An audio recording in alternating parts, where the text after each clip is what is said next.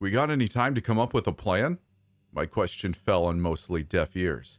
The swordsman was already on the offensive. Just stay out of his range, Cecile yelled at me. The man stepped forward before swinging his oversized blade at Kaz, missing his throat by inches. Out of my range? He said, smirking. Good luck. He marched back a few steps before furiously slicing the empty space in front of him. I couldn't understand what he was doing until it hit me. My hand began stinging, and I looked down to see my left pinky finger severed. I could feel another sharp pain brush past my face, scraping the side of my ear. The Phantom Blade. No mortal swordsman could ever hope to match divine techniques, the man said. I wasn't even trying to kill you there. The swordsman looked directly at me. Latent potential is the best kind. Can't squander it. Well, you know how the saying goes, Dex said, raising his arm rifle. Never bring a knife to a gunfight. He fired off a hailstorm spray of bullets, the recoil pushing his entire body back a few inches. I could see the metal flesh joint at his elbow pulsating with the barrage, before he ceased fire after only a few seconds. Where'd he go? I looked over to the spot where the swordsman had been standing. An empty space as anticipated. In the absence of any kind of warning at all, he suddenly appeared behind Dex, already in the process of swinging, only to be interrupted by Cecile's metallic arm at the last moment. They clashed, seemingly matching each other's strength as they pushed with their respective weapons, the pressure destroying the turf beneath them. That's a strong arm. You using all your strength there? The swordsman nonchalantly said to Cecile. Hell no, she grunted out in response. Well, good, he grinned. I haven't started trying yet. He pushed her back, hard, launching her into the barrier above like a pinball, before she bounced back and crashed into the field, a crater forming upon her impact. It was a surreal sight watching her climb out mere moments later, with hardly a scratch on her. How did she... I began. Barriers. Kaz interrupted my question with the answer. With her arm, she can form protective barriers around her entire body. That's her specialty. Cecile had a worried look on her face as she stretched out her shoulder.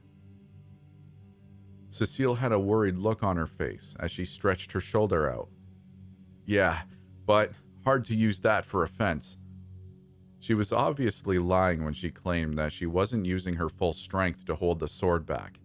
It seemed as if it'd nearly taken everything out of her. Yet, she was launched away like an afterthought. Safe to say, we were in the presence of a truly deadly enemy. I looked around, seeing Harris hiding behind a tree, while Joel sat calmly in front of it, still fidgeting around with the device. Unfortunately, the swordsman followed my gaze over to them. What have those things been doing? He asked. I mean, one's just a kid, but the other? I could see Cecile's face drop. They're not part of this, Kaz responded. You said you wanted a good fight, right? The man turned to face him. Yes, but I'm also here to eliminate anybody that stands in the way of the Messiah. Is he doing something important over there? Something I should be concerned about? Kaz shook his head, ostensibly trying to remain stoic. Well, if you don't want to tell me, he readied his blade, preparing to launch another set of phantom strikes right at them. But before he could, Kaz was on him. The swordsman blocked a punch with the hilt of the blade, before slashing Kaz across the chest, causing him to wince. Kaz pressed forward, relentlessly sending a barrage of fists the swordsman's way. However, just about all of them were blocked or parried by the man's one free hand. Soon enough, he sent Kaz reeling with a palm strike to the chin. Apparently, he didn't even need the sword. Decent enough strength, but your technique is basic, he said, twirling the blade in his hand. Disappointing performance out of you lot. Took care of you all in a matter of minutes. What do you mean, took care of? Cecile said. I looked over, watching as the tips of her mechanical fingers transformed into long, whirling drills. I really do hope you keep underestimating us. Can you defend from 3 positions at once? It wasn't hard to figure out what she meant. They were all going to attack simultaneously, but the swordsman seemed to revel at the challenge, simply smirking as she said this. I've taken out entire armies. Come at me! Cecile went first, darting erratically towards him as to avoid any phantom slashes. At the same time, Kaz was pulling himself back up, flexing his knuckles. He clenched his fists before rushing at the man's back. Standing farther out was Dex, with his rifle trained directly towards the fray. The man was too fast for him before, but with his distractions in play, he saw a chance. The 3 converged their attacks all at once. Kaz threw a fist towards his back, Cecile swiped at him with her drill fingers from the front, and Dax sprayed like hell. But it didn't come close to working. The whole exchange was over in a mostly incomprehensible flash. Dex's rifle arm had been sliced in half, and Kaz's face was stomped into the dirt. Cecile managed to hang on for a bit longer, parrying a few of his swings with her fingers, before being forced to activate one of her protective barriers, once she started being overwhelmed. But even that didn't hold up, as it was cut into smithereens shortly after. The swordsman then plunged the blade into her stomach, causing a spurt of blood to erupt from her mouth. At that moment, I realized the only thing I was good for was buying some time. I drew my pistol and fired off a few futile shots. He didn't even bother evading the bullets. They shattered upon impact with his bandaged skin. With the other 3 out cold, he turned his attention towards me. It's curious to me why Shen left you alive, he said. Are you strong? I blinked once, felt a rush of air nearly launch me backwards, and then opened my eyes to see the man standing right in front of me. His speed was beyond comprehension. He lifted a hand and gently swatted me backwards. Well, gently for him. The impact left me breathless as I was propelled about 15 feet into a chain-link fence. Doesn't seem like it, he said, still advancing towards me. But maybe there's something I'm not quite understanding here. I'll have to take it up with Shen later. In the meantime... He turned his gaze towards Joel and the kid. The latter was crapping himself, while the former hardly seemed to notice what was going on around him. I was still trying to find my lungs as the swordsman began approaching them, about to ruin what was apparently our only way out.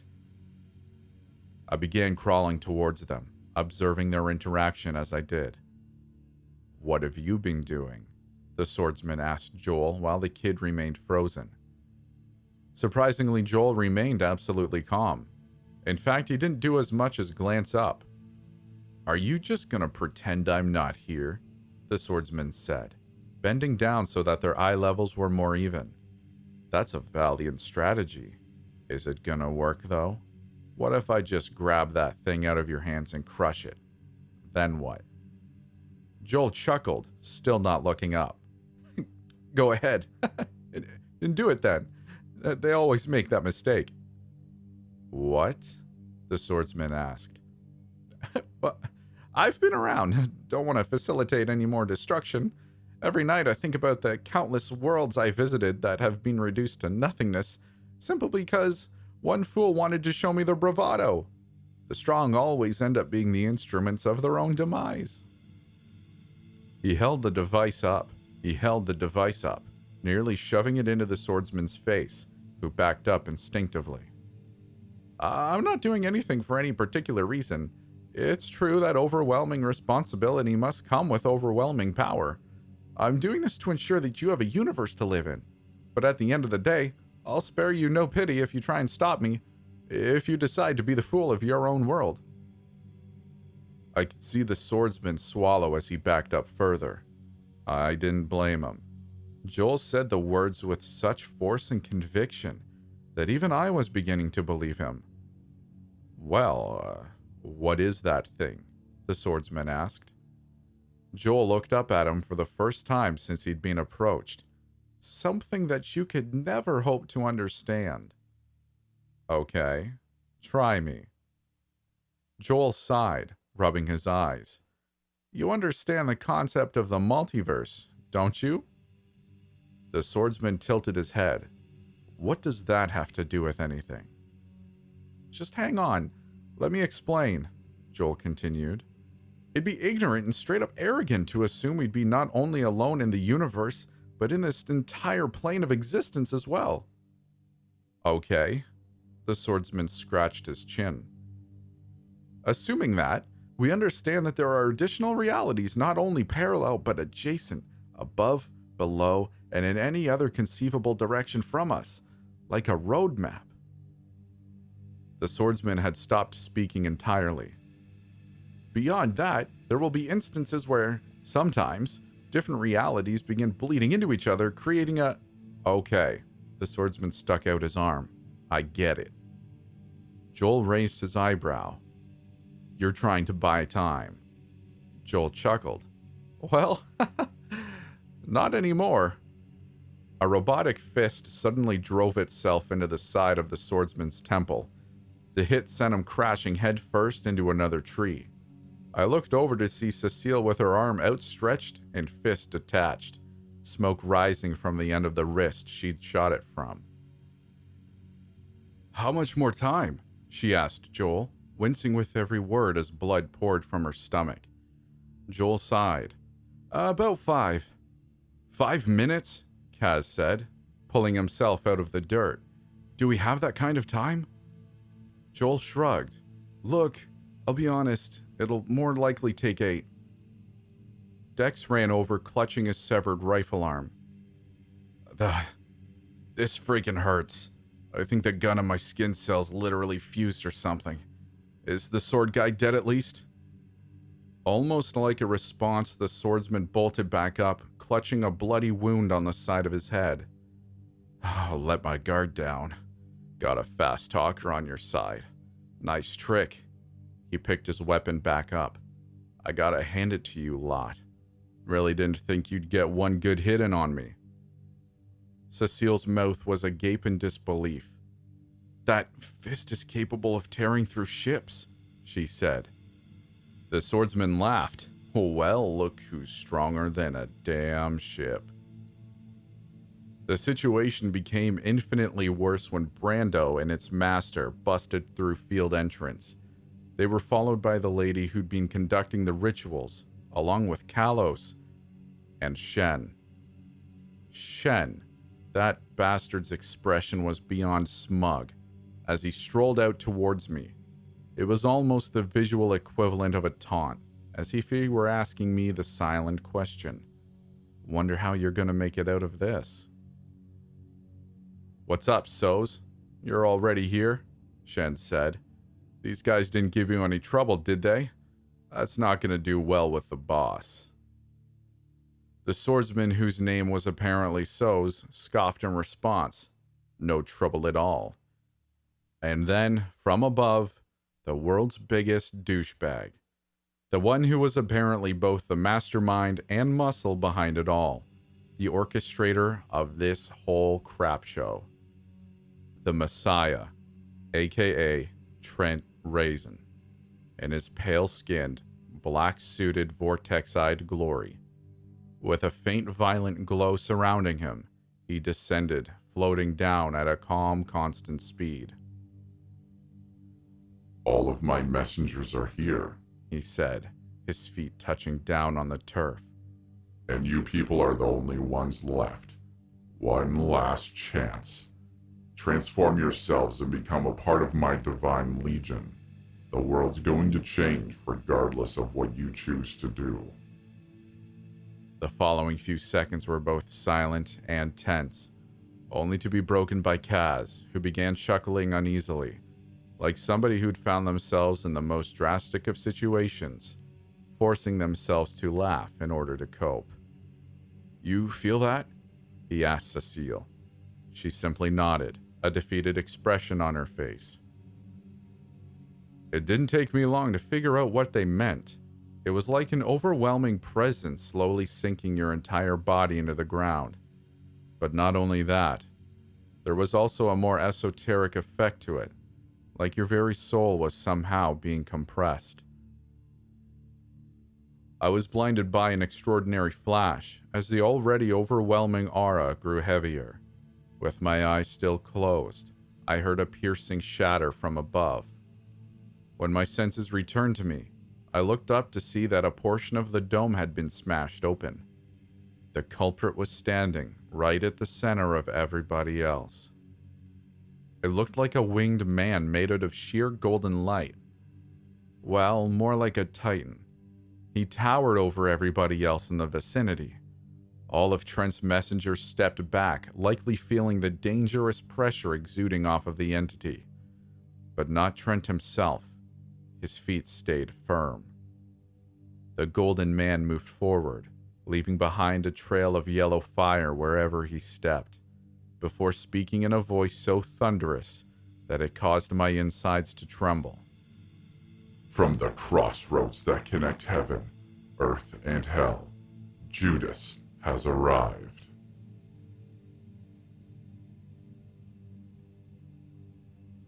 "8 minutes. It might as well have been an eternity." "Judas versus the Messiah," Kaz muttered, as the two behemoths stared each other down. "That's comical." Pretending to be a god, truly despicable. The mere sound of Judas's voice was enough to induce a migraine, like being shouted at by a military drill instructor through a megaphone directly into your ear. Trent remained surprisingly composed. Who's the one acting like a false god? Judas? Is that what you call yourself? A treacherous snake? Judas took a deep breath before responding. I don't know if it was just my mind playing tricks, but I swore I could have felt the air pressure drop when he did so. I don't come from your world. My very name has been tainted by your deceitful scriptures. He began lifting into the air, his gigantic wings producing rough gusts of wind in the process. This world doesn't deserve a reprieve, but as the paragon of virtue, I'll grant light in the darkness, a gift to your miserable species, by killing you first. Not sure which one I hate more, Dex muttered under his breath. Trent laughed and sneered before holding up his hand. My disciples, this is our first trial. Once we eliminate this degradation of a deity, we'll be on the path of solidifying ourselves as the legitimate ones. He looked at Judas, his eyes swirling like hell. You're strong, sure, but you never could have been an ally. Judas scoffed. Do you honestly believe I would ever ally myself with a mockery like you? You are to me what an ant is to a human, below nothing. Kalos stepped forward and cracked his knuckles, causing bits of the bizarre residue that constituted his skin to fly out. You're sure hard to look at, aren't you? He said before rushing towards Judas. His arms grew larger and larger as he ran, to the point where he began adopting ape-like movements. As he got within a few feet, he raised a fist, now the size of a boulder, and attempted to strike. A subtle smirk formed across Judas's lips before he casually flicked it away with a single finger, tearing the entire limb off in the process. Kalos was left speechless, hardly being able to comprehend what had just happened. What? It was the only word he was able to articulate before his head was disintegrated by a yellow beam that Judas shot out from his eyes. Judas remained still afterwards, silently beckoning for anybody else to try. Brando and his master took the challenge next, only to explode from a single punch, showering the area with dog creature guts. The ritual lady was third, attempting to bind Judas in place with her, not ESP powers. These beings exist in realms even you aren't familiar with, she said, her eyes fading into sheer white as she presumably exerted every ounce of her strength.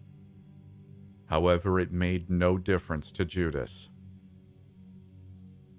He nonchalantly stepped forward as blood began leaking out of the lady's mouth, her eyes wide in utter disbelief.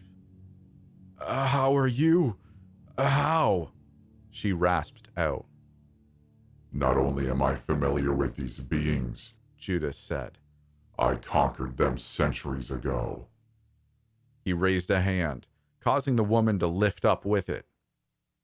The crux of my power exists on a level you couldn't hope to comprehend. It's shameful that you even tried. He closed his fist, simultaneously squishing the lady into a bloody, basketball-sized mass of flesh. She turned out to be wrong. Espers certainly did exist. Trent's messengers were suddenly down to 2. Well, So said, turning to Shen, guess you're up. Why don't you give it a shot instead, big guy? You know the pecking order, don't you? The strong go last. Right, Shen said, stepping forward. I could see him trying to hide a smirk. The strong. A pair of dark bony wings suddenly popped out from his back. Looks like all of my problems solved themselves, he said, lifting up towards the hole in the barrier that Judas had created. I really do hope you all kill each other. Right before flying away, he turned his head towards me and winked. Another silent question. Are you gonna survive this?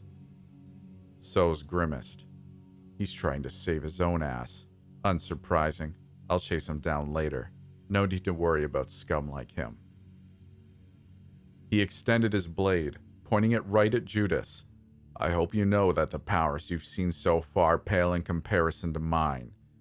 And yet, mine pales in comparison to the Messiah. This is hopeless for you. Trent's expression remained stone-like as he said this. In response, Judas held out his hand. A colossal, blinding golden blade materialized in front of him, with smoldering sparks shooting out from it in every direction as he grasped it. I was once a swordsman back in my mortal days. You could have called me a prodigy. He pointed his own weapon at So's.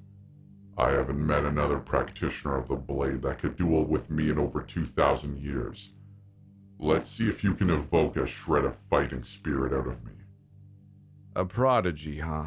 So's responded, marching forward. Everybody's a prodigy these days.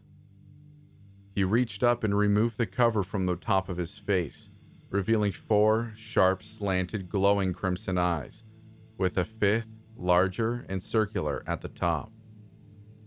I don't like doing this, he said, his voice growing more and more distorted.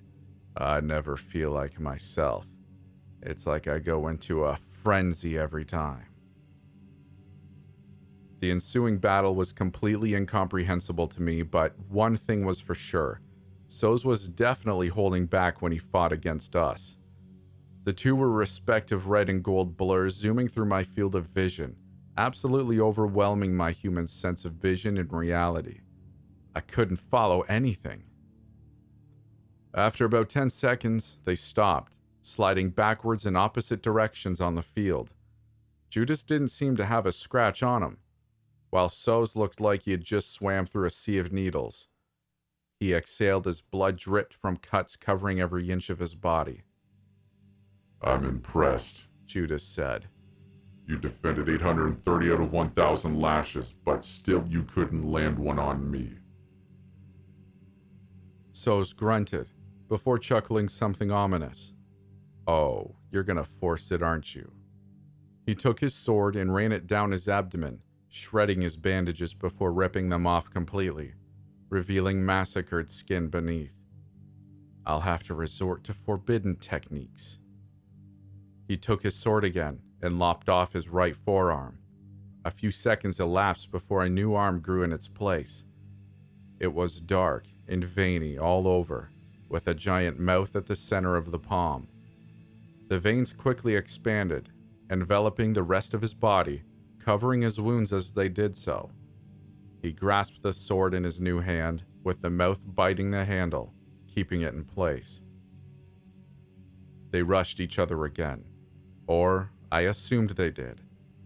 At that point, they must have been moving at beyond hypersonic speeds.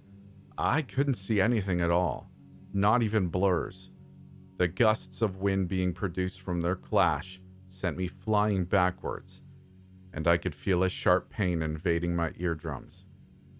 This time, they stopped after only 5 seconds. Once again, they both skidded in their respective directions. I looked over at Judas, who was still looking no worse for wear. Soz was unmoving, seemingly frozen in place. At first, I couldn't discern just how bad his injuries really were. I am surprised, Judas said. He turned his head, revealing a small cut on the side of his neck. Nobody's been able to draw blood from me in 1,500 years. And that took the entire military might of a Type 2 civilization. Soz remained still. This time, you defended 14,000 out of 15,000.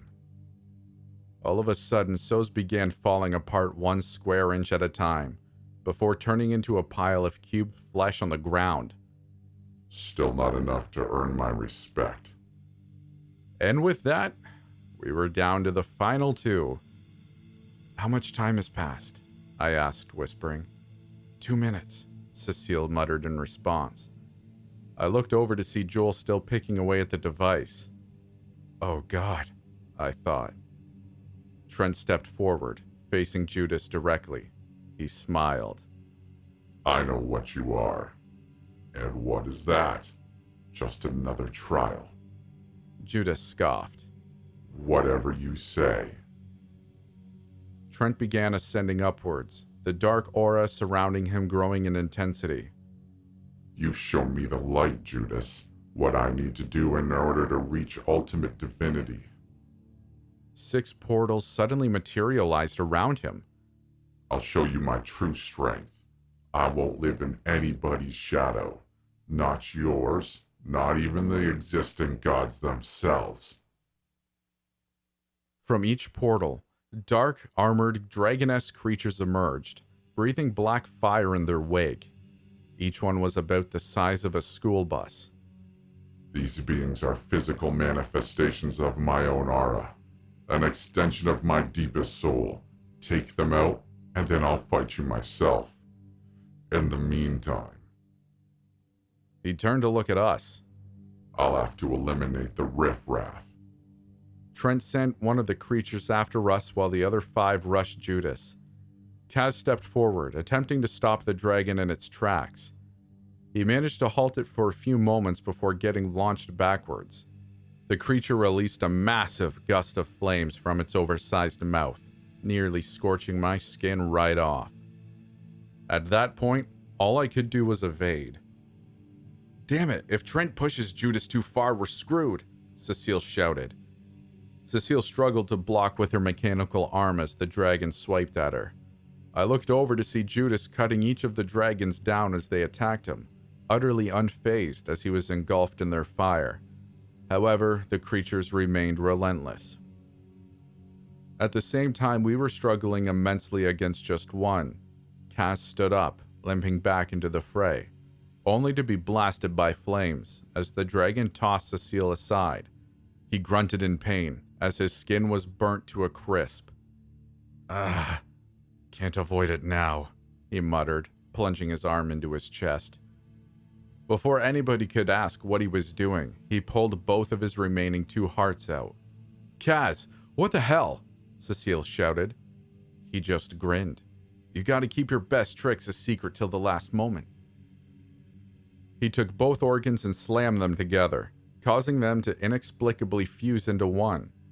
Against all logic, the new, larger heart began beating, and he inserted it back into his chest. As soon as he did this, the dragon charged at him again with a fury of slashes and fire. I was almost certain he was done for. But then the smoke cleared. Kaz stood there, already in the process of healing from his burns, grabbing the dragon by the neck. He was also bigger. His already massive musculature seemed to have been augmented to ridiculous levels. He threw the dragon upwards before taking its head off with an airborne roundhouse kick. "What the hell was that?" Cecile asked. "We don't need to dwell on it," Kaz responded. He looked over at Joel. "Please tell me you're freaking done now." Joel held up 4 fingers and Kaz cursed. We turned our attention to Judas, who'd cut the rest of the dragons into smithereens. "Are you going to keep wasting my time?" he bellowed. "If you're going to fight me, just do it." Trent lowered his head slightly. "You're still looking down on me, aren't you? They always do." His voice began to quiver, although he didn't sound scared, just angry. Judas smirked. "Then give me a reason not to. So be it."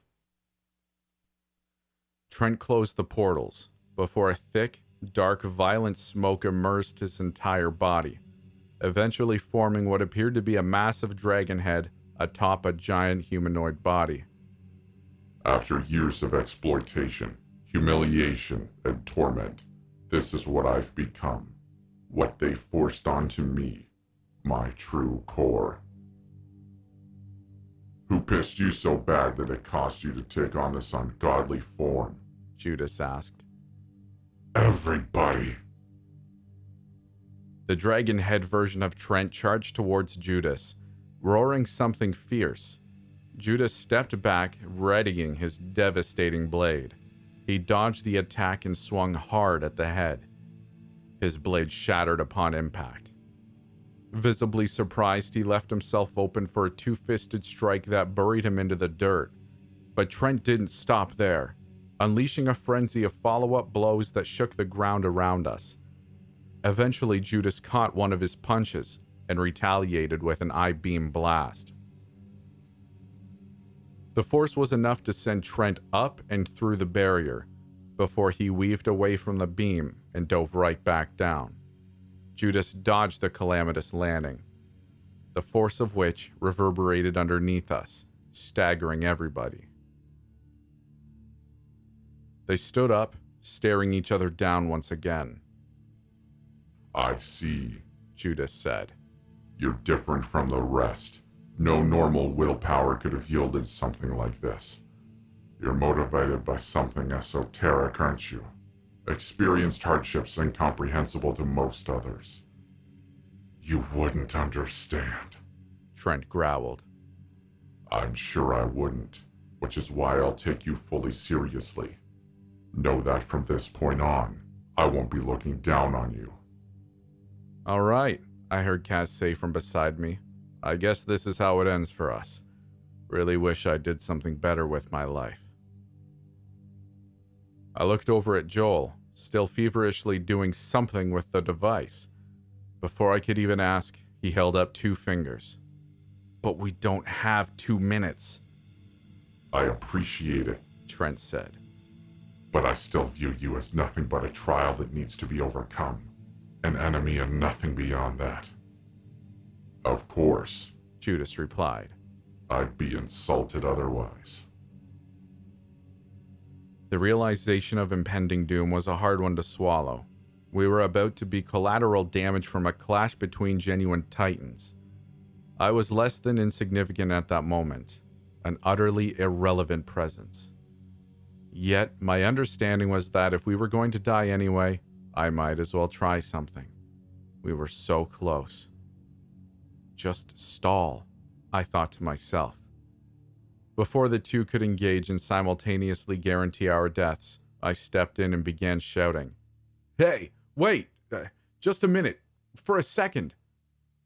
Confused, they both turned to look at me. "Who the hell are you?" Judas asked. "You people are still alive?" Trent added. "Yeah, look, I just wanted to ask you a question." I turned to face Judas. "Why do you work for the US government? They got dirt on you or something?" "What?" he responded, sounding somewhat angry. "Yeah, it just seems weird how You think I work for your species? It even pains me to speak in one of your pitiful languages. I could demolish this pathetic country considered some great empire by you people at any moment. So, why don't you? I was treading on dangerous waters here. Judas let out a short laugh. Why would I disclose that information to you? I have my own goals on this planet. I won't waste any more breath on you. I sneaked a glance over at Joel, who was now holding up only one finger. I turned back, this time addressing Trent. Look, man, what are you even trying to prove? His dragon head sneered at me. Are you mocking my resolve? A damn pest like you wouldn't understand. I agree with Judas. The human species in its current state is worthless, cold, cruel. I'm going to rebuild it all from the ground up, turn it into something worth respecting. I took a deep breath, calming my quaking nerves, speaking as slowly as possible. I mean, I get it. Some bad crap happened to you in the past, but bad stuff happens to all of us. Why didn't you just cope for it in a normal way like everyone else? What? I could feel his bloodlust piercing my soul. I sounded calm on the outside, but my heart was about ready to collapse. Got it! Joel's voice came from behind me. He stood up, grasped the device, and shot some kind of beam onto the ground in front of him, opening up what looked like a blue swirling vortex. Jump the hell in, now! He shouted. I didn't need to be told twice. Cecile, Kaz, Dex, Harris, and Joel himself began leaping in one by one as I frantically scrambled over, motivated by the sound of Trent barreling towards me from behind, ready to utterly wipe me off the face of the earth. He almost did so as well, scraping the back of my neck with one of his talons as I jumped through, being the last one to do so. However, I'd made it. Some way, somehow, I'd escaped that hellish school. The relief was euphoric. But now a question presented itself.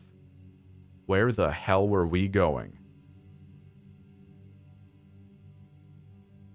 I hardly understood the time I spent in that vortex. Whenever I opened my eyes, all I could see was a uniform blue around me. It felt like I was in a perpetual free fall, but utterly still at the same time. As if I were slowly descending within a space devoid of any matter, where the very concept of time was irrelevant. I remember the color fading and the weightlessness lifting as my feet hit solid ground. Still in a daze, I swiveled my head around, taking in the alien scenery. There were stone islands around me, floating in near darkness, illuminated only by an obscured sun above. I looked over the edge of my own island, seeing what appeared to be a vast ocean beneath. What the hell is this? You made it. I was worried there. I turned around to see Joel, along with everybody else, sitting about 20 feet away from me. Harris, the kid, was passed out next to him. I made it? I began to respond. Where? Joel chuckled. That'd be a long explanation. At least we're away from the school, right? At that moment, I was stunned. The environment around us, the weightlessness, my injuries, every impulse culminated into a wholly indescribable state of mind. But one thing was for sure. I felt alive, more than I'd ever been before. It was a feeling incomparable to the night I'd busted that car and rescued that girl, but just a tad more extreme. Well, Dex began. What now? How the hell are we getting back home? Home, Kaz smirked. I'm sorry, but his eyes wandered over to Dex's rifle arm, which was slowly regenerating. How are you going to explain that away? A simple brain wipe won't do the trick there. We've seen too much. We'll never be able to rest if we go back. Well then, what the hell are we supposed to do? Kaz shrugged, looking down at the water. I was getting kind of fed up with Earth anyway. Only got one heart left. Maybe I'll try seeing something new before I kick the bucket. Cecile sighed. So we're just going to go dimension hopping or something for the rest of our lives? She paused, seeming to consider it. Eventually, she smiled. Screw it. I'm down, like an extended vacation. She held up her mechanical arm, looking at the stump that resulted from her shooting her hand at So's. This sucks, though. We can get you a new hand, Joel said. It won't be a problem, especially once we get the bounty. The bounty? Cecile asked. Joel nodded. I think it's been enough time. He took the device and shot it at the ground, creating another vortex before subsequently disappearing into it. The bounty, I thought to myself. He can't mean. About 3 seconds later, he came back through, struggling to lug a bloodied, beaten, and unconscious Trent. This is some lucky crap, he explained. He's still alive, which means we're getting paid double. He's alive? We all shouted simultaneously. Relax, Joel held out his hand. I know where we can cash it in, quick units, and then we can go and explore whatever the hell we want. So, you came just to get the bounty, I asked him. He nodded. Where the hell are you from? Earth originally, he responded. Bounced around a bit here and there, seen a lot of stuff, and I'm not ready to go back just yet. He walked over to the ledge of the island, peering down. If you had the option, why would you ever choose to stay in one place? He smirked. Makes no sense to me. I'd like to see what's out there during this little stint of consciousness I've been given, not just desks and offices. He pointed down and we followed his finger. Things like that. In the ocean below, an utterly colossal creature surfaced. A skyscraper-sized, prehistoric-looking entity, trudging through the cosmic watery expanse. I could see Joel's eyes widening at the sight of it, an expression of pure marvel. I hardly see the same thing twice these days. It never ceases to amaze me. Anyway, he said, getting up, that's what I'm after. And if any of you want to tag along, I'm not going to stop you. The company's good sometimes. It was a daunting proposition. I knew next to nothing about the guy, nothing about what was to come. If I were to accept, I was tired, both physically and mentally. After seeing what I already had, did I really want more? And yet that feeling of adrenaline lingered, a spark in my veins confirming just how alive I truly was. I suppose there's no choice for me here, Dex said, looking at his arm. Seeing something new doesn't sound too bad anyway. I've already made up my mind, Kaz chimed in. Guess I'm in the same boat, Cecile added. All eyes fell on me. I'm not going to survive out there, I responded. I'm just a regular guy. If we go through something like that again. I paused for a moment, reflecting on the events that had transpired. I'm still alive, aren't I? Did that mean anything? Was I just lucky? Joel smirked. I knew a guy once, human, just like you, but he didn't hesitate to follow me into the unknown. Why were his ideals so different compared to yours? I shook my head. Couldn't tell you. Well, Joel said, grasping the device in his hands. I can see it on you. Something that tells me you'd appreciate unfamiliarity. Let me show you around a bit first. If you still want to go back to Earth and deal with the aftermath of everything that's happened, then more power to you. I'll take you. I didn't know what to say. Was I just supposed to agree to something like this? To go off with some seemingly crazy stranger into the great unknown? A voice in the back of my head prodded me towards a simple revelation. Why not? Was I really being fulfilled by everyday life? It'd be hard to argue that I was. I looked over at the kid, who was still passed out. What about him? I asked. Damn, I guess he's our responsibility now, Joel responded. We'll just drag him along till he wakes up. I didn't know what to expect from Joel's little interdimensional tour. More hostile creatures, more insanely powerful beings with god complexes, Anything seemed to be on the table, and anything was exactly what I got. We went to an assortment of varying worlds and realities, all immeasurably different than the last. We visited a tropical-like series of cliffs where stone statues the size of mountains casually sauntered about. We went to a world comprised entirely of a molten ocean, where giant ships would fight off robotic squids. Unending tundras with towns made out of ice. A giant arena where people in armor riding atop grotesque beasts would fight to the death. A sprawling, cyberpunk-esque megacity. This is also where Joel dropped Trent's body off. In return, he was given a neon stamp on his index finger that quickly faded into his skin. Anytime he wanted to purchase something, he'd simply pass the finger through a holographic screen presented by the seller. "Yeah, Earth's lacking behind," he said to us. "This is what you call high technology." At some point during all of this, the kid woke up, presumably nursing a nasty headache. At the exact moment he did so, we were paddling across an underground lake surrounded by subterranean settlements populated by mole-like humanoids. He looked absolutely horrified as he took in the scenery. "Where the hell are we?" he asked, his voice cracking in the midst of the sentence. After explaining the situation, more or less, he could only sit and stare at the boat floor. "Just let me go back.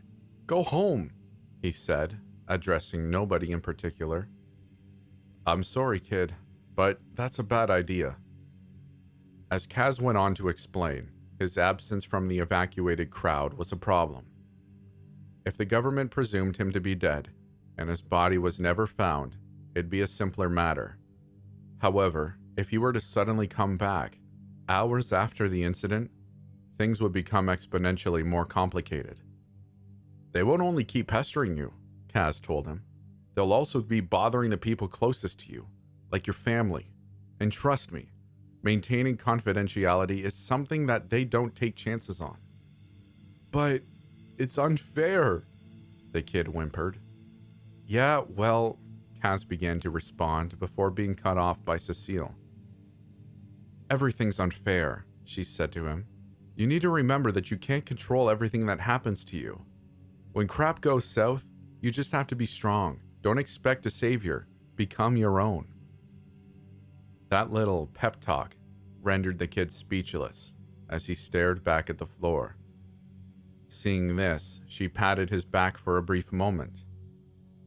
"But for now," she continued, "we'll help you through it." Eventually, Joel transported us to a more peaceful location. It was a seemingly perpetual field of tall grass and magnificently colored flowers, bathed in the light of multiple suns shining above. "I come here when I need to relax. You gotta let your adrenaline shoot down every once in a while. Makes it feel even better when it spikes back up," Joel said. He turned towards both the kid and I. "So, you've got a decision to make. I won't try convincing you to come more than I already have. It's up to you, really." A decision. I weighed my options carefully. If I went back, my best outcome would be getting brainwiped and then shoved back into my SWAT unit. But Kaz had explained the wiping procedure, and it did not sound fun. Apparently, the more classified information you were aware of, the more wipes it took, each one being a more dreadful experience than the last. On top of that, there was no guarantee that the procedure would work 100%. In that case, they just hit you with a lethal injection. No chances on confidentiality after all. On the other hand, if I were to go off with Joel and do who the hell knows what and who the hell knows where, my future was an absolute mystery. Maybe I'd have decades of fantastic stories to tell. Maybe I'd die in a week. But Joel sure seemed fulfilled with what he's been doing, a sensation I hadn't felt in much years. I looked down at the kid whose face was still sullen. It was funny. I used to fantasize about being in his position when I was younger, to be put in extraordinary circumstances, escaping the mundanity of school life. Maybe that fantasy was better off as just that, make-believe. But then again, we were already here, and going back didn't seem to be an option. You know what, Joel? I smiled at him. Let's go see what's out there. He smirked back. Good choice. He threw the device onto a small clearing in the grass. Let's get something to eat first. I'm starving here. Before he summoned the portal, he turned back to face all of us. By the way, my friends call me Rust.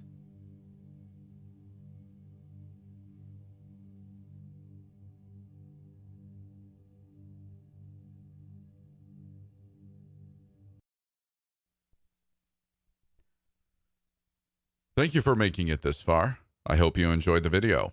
I just wanted to quickly let you know about a couple things I have going on. I have an Instagram where I post more personal things about who I am. It isn't just all creepy stuff. You can find me at Stories After Midnight. I also have a Twitter where I mainly retweet and like things I find interesting. The handle for that is in the description, but it is S_A_midnight.